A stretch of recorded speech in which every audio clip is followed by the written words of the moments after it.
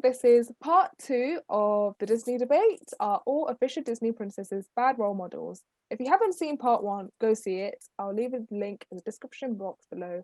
And part 2 will be focusing on Pocahontas, Mulan, Tiana, Rapunzel, Merida, and Moana. There are timestamps in the description box below for each Disney princesses, so you can just click and choose. For this debate, Grace is arguing that all official Disney princesses are bad role models, and Ellie and Emily are arguing that not all of them are bad role models. There is a mix. Let's go. We'll start with Pocahontas first. She basically shuns materialism. So she says to John Smith, "You think you can own whatever land you land on? The earth's just a dead thing you can claim. But I know every rock and tree and creature has a life, has a spirit, has a name." So she doesn't really think about materialism. She just takes the earth for what it is. But John Smith and, or everybody else, they basically came to the New World to seek gold. That's what they wanted. But what she shows is that, gold is gonna get us places, but sometimes we just got to appreciate the stuff that we see. So maybe going out into a park and seeing a beautiful lake and appreciating that. No, she was bold. So she literally threw herself over John to protect him from getting killed. I think what she shows there is that we should stand up for what we believe in. Her father tells her that she should marry Coco, who's like really serious and he's not very playful, and that's actually what Pocahontas means. Her name actually means playful. So we see that she doesn't actually want to follow that route. She wants something else. She wants something new. She's a very free spirit. She doesn't want someone who's stern and rules. Yeah. So follow your own path. You've got to make your own decisions. I mean, do take advice from other people, but at the end of the day, it is your life. And just think before you act. And embrace change, I think.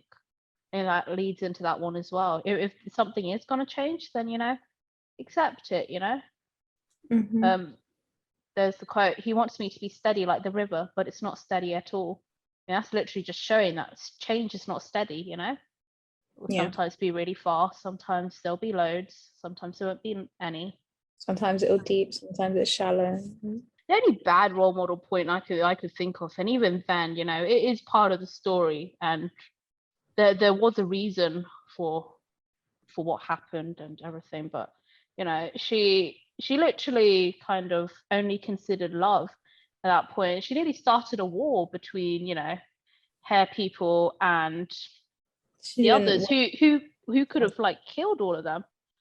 But at the same time, it was for love, but it was also because she understood that both sides, that everybody was the same, even though everybody had different motives. Her people just wanted to protect the land. They didn't understand these strangers. They didn't understand what's going on, and John and his people, they only just wanted gold. She shows that despite differences, people can come together. Next up, it is Mulan.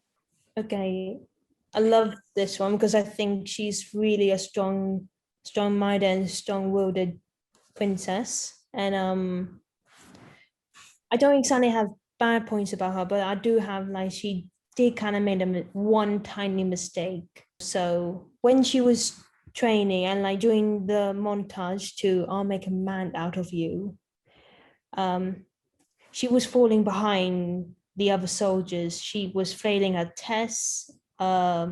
She wasn't getting any movements right, and soon later, was it Shang? Yeah, he dismisses her from the army because she wasn't quite strong enough. Now, if she didn't went to the army and her father was going to the camp, who would have said that it would have happened the same thing to him because he had a bad leg? He would have been sent away back home. So really, there was no point of her joining the army in the first place. He wouldn't have been sent home. They needed all the men they could get. Here, that would happen, and more recently, it would happen, because it doesn't make sense to have someone who is gonna, hold up. And I don't mean to be rude or anything, but it would hold up. But then they really just needed all the help. It was a big fight, they need to And they protect the sent her emperor. away because she wasn't good enough in what she was doing, but he had fought in a war before, so they know he was good enough. He would have had, even though he couldn't run and do all of that stuff, he still would have tried, and he would have been good at everything else, the archery, the throwing things. That No, would have but been he fine. had a crippled leg. He couldn't do anything. Even if he tried sword fighting, he still collapsed. But even with that trying, that could have been the end of him. We saw just walking up to the people what it was like for his legs, so she knew that he wouldn't have even passed the training bit. It Yeah, would but have that been would too have been the much for same him, for and him. but like it might not, he might not have been sent home. He might have died. It might have been too much for him, and she was doing it to protect him at the end of the day, even if it was to protect him from just the training bit and for him to be sent home. She didn't know that would happen, but she knew going into that war was basically a death sentence. Okay, I guess I'll move on to the good point. So I guess she does show, don't ever let limitations stop you. So in that time, women weren't supposed to be seen, they weren't supposed to be heard, but she actually throws all of those out of the door, and she goes for those gender inequalities and those social pressures that stop her from believing what she should do. And yeah, I mean, for us, there are always going to be things that hold us back, and we should believe in ourselves. We should see that there are going to be things that stop us, but we could do something about them. You don't need to be held back.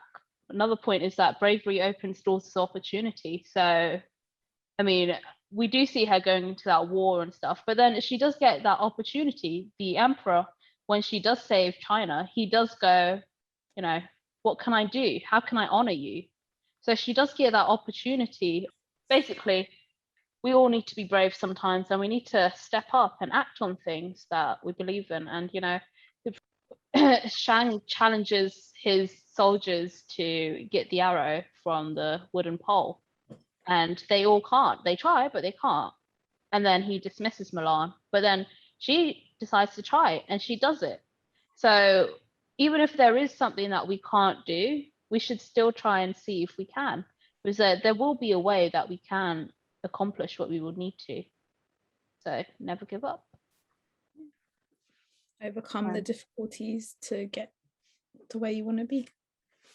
The only bad one I could think of is that she does leave home, and she leaves her family to worry, and they don't know what's going to happen. They would of course assume the worst and think that she would die because she had no training, she didn't know anything. So I guess that is a bad thing, and the teachable moment. Yeah, the teachable moment would be, think about what other people are going to feel, before you do something. Next up, it is Princess Tiana. Okay, I have nothing against her. Truthfully, I love her. As the first Black princess, I really admire her hard work. She teaches how you can't make your dreams come true by wishing upon a star. You have to work for them. You have to make it come to life. You need to do your own independent work. It shows how self-independence people need to be, and that's what I admire from her. One little thing that she taught a wrong lesson to all little girls is that you should never ever kiss a frog. Because that's symbolism. Fun fact. I don't know where, but I think it was in California. I think it's where when after millions of girls watched that film, they all picked up a frog and kissed, and they somehow picked up a disease or something. They all got ill. So that's your lesson. Even if it's a talking frog, do not kiss it. Keep it in a cage, and you might make a lot of money for it. There you go. That's what I say. In basically all of the other films, we always see that it's the princess that falls first. But actually in this film, it's the prince who falls first. And I feel like, that just teaches us that it's not always the girl that needs to fall first, the guy can fall first too. wishing on a star is a nice sentiment, but actually it is hard work that makes dreams come true. So what this actually tells us is that, you know, you can wish on the star, but you have to put in the hard work for it to actually come true, for your dreams to actually come true. I guess wishing upon a star kind of like, you can kind of go into religion and everything, and how like you can wish for good things to happen, you can pray for good things to happen, and it will motivate you to get there, but it's still you that has to put in the hard work to get there.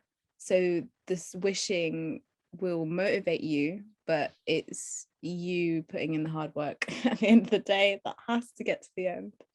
Now it is Rapunzel. There's one little tiny thing, because since she's been locked in a tower, she hasn't had much social contact with other human beings. And since Flynn Rider is technically the first man she has ever met, is she kind of ready for like a romantic relationship with him? I mean, they are cute together, but would you say from someone who hasn't talked or listened or communicate with anyone in 18 years is ready for that kind of relationship? I can see where you're coming from completely. Like, she's got a lot to learn about the world around her, and just meeting new people in general. Just because it's the first guy you've met doesn't mean you need to like go for him, but they connected through their differences. They connected through him showing her everything that she needed to know. Like, he was a good influence on her. It wasn't like, oh, this is the first man I've met, let's fall in love with him. It wasn't intended. Her intention was to go see the lights, to go see the world, and he was just going to help her through it. And then at the end they end up falling in love, but that wasn't her intentions. But how could she understand feelings of love when she doesn't even know what romantic love is? If you get what I mean. It's Like, true. we understood it through possibly films and movies, and she probably understood it through books as well. She wouldn't know it when she experienced it herself, or see someone real. A lot to learn before she got thrown into a relationship, but she got thrown into a relationship with a good guy. Like, it wasn't like he was forcing her to do anything. He understood her. He introduced her to new things. He saw her story. He understood what was wrong. He didn't see her at face value. He saw everything underneath. And, you know, we do see her have a lot of hobbies. So I guess that does point out another message, you know. Explore what suits you, what creative things you want to get into. I was just going to say that, like, don't stay in one place. Go out on an adventure to new places, find new things, go do the things that you want to do, obviously within reasoning, but go out and live life. Don't stay in one room the whole time. Yeah. Yes, the other one I was just going to say is don't believe everything you hear. I mean, that was really difficult for her, though. You know, she didn't have anything else. But I guess that is the message for all of us. Don't take anything that's said for fact. Search it up. Be curious. She daydreams. And, you know, most people think that daydreaming is just bad, you know, you shouldn't do it. But it's not bad. It's okay to have a few dreams. It's okay to dream big. It's okay to dream small. It's okay, you know, as long as you're not too irrational about what kind of dreams you're thinking about. And life is full of small memorable moments. We see that moment when she literally touches the grass, and you know, she loves it. She enjoys it. She treasures it. And she even says best day ever. So we should appreciate every single moment we have. Because she's been locked away, she enjoys everything. She takes every little thing and she sees it as like this big amazing things, but we don't tend to appreciate the things as much as she would. And it kind of just shows that even the small things in life deserve to be appreciated, and look around you for things that might make you happy. And she never gave up. She wanted to see those floating lanterns, and she put her mind to it, and she actually went and done it. she went and did it. So do the same. Don't give up. If there's something you want to do it. Don't let anything hold you back. One is Merida. Okay, I do respect her as well for someone who doesn't want to like be that kind of role model of being sold off for marriage. But when she was getting that magic cake from the witch, she just thought, okay, if this is gonna help me change my fate, I'll take it. She doesn't think of the consequences. She doesn't understand the price for magic, and that's kind of like Ariel. Like if she gives her opportunity, she takes it without thinking, what could happen if I do take this? And I think that's kind of a mistake for Merida. She's kind of blinded by her own choices, that she doesn't see the consequences of what may come. I guess the main thing is she's very independent. She doesn't want to rely on a prince to come and sweep her away or to protect her or anything. She wants her freedom. Very Jasmine material. Yeah. And she stands up for what she believes in. She believes that, she wants to practice archery. She wants to explore the kingdom on her horse. She's willing to go against the norm. So her mother tells her, princess does this, a princess does that. But she doesn't want to do that. She literally goes, I am Merida and I'll be shooting for my own hand. She wants to be independent and she wants to stand for what she believes in. Another one is like, don't be afraid. So she sets out into the forest. She doesn't even know what's going to happen in the forest or anything. And she does it. So don't be afraid of the obstacles that come your way. Embrace them. Even if you are scared, still be brave enough to go through with it. Like she knew Mordu was in that forest and she still chose every day to go and adventure in it. She went to the Lost Kingdom. I understand she wants to be independent as a woman, but she forgets her position as a princess. She has a responsibility for her nation, for her country. And when she doesn't want to marry a stranger, I understand that she doesn't want to be part of being forced into marrying someone she doesn't love. But in those times, they are married. People are married from different nationalities to create peace in between. That's what her parents kind of wanted. And her refusal kind of caused a war in between in all of the clans. And it could have lost many lives during that time. Yeah, I see the point. Yeah, it's So- tough, isn't it? How do you do what you want, but also please the nation? I thought she had a lot laying on her shoulders. She had to be a queen at some point, look after her people, make sure that the alliances were all kept. But she also just wanted to explore. She didn't want to be stuck. But linking to that point and to mine, would you say that she's a bit spoiled?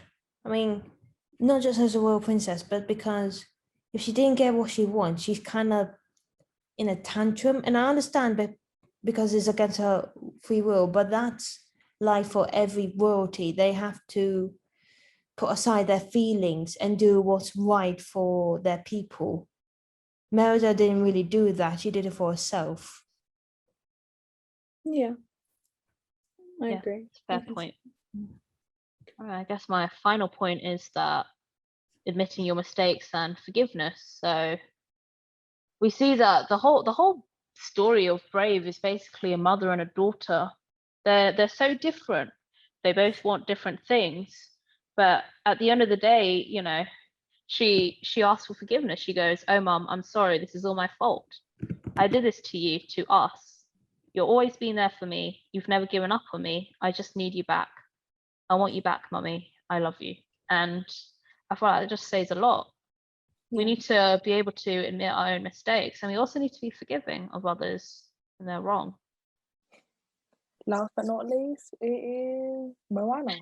Right. So I love the film. I love Moana. I kind of see myself like her. Love the ocean as well. And I just think like during the journey throughout the film, she does like trying to increase her own confidence, her own belief in herself, and trying to prove that she is worthy, that she is like a leader for her people.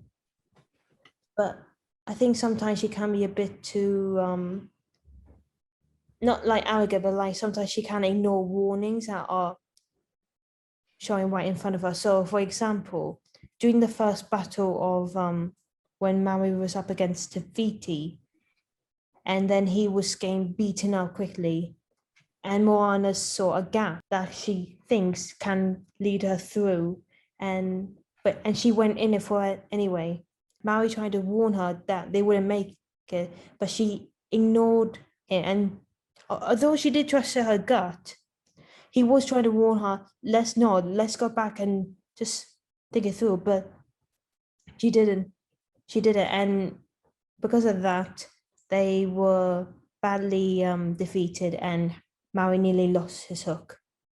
She said, and I quote, "I thought we could make it." Maui said we, and she replied, "I thought I could make it," saying that she thinks she could do it for herself and not for them as a group. Like she wasn't thinking for what they thought as a team, but what herself thought. So I understand that she was gaining confidence, but maybe she was thinking too much at the time, which everyone does. But at that time, that was quite a dangerous situation. Yeah, I just want to say that there was actually a rush though. Her island was not doing well. They were getting less fish. The trees were dying. Everything. So there was a rush. She did. Yeah. Okay. She did act impulsively.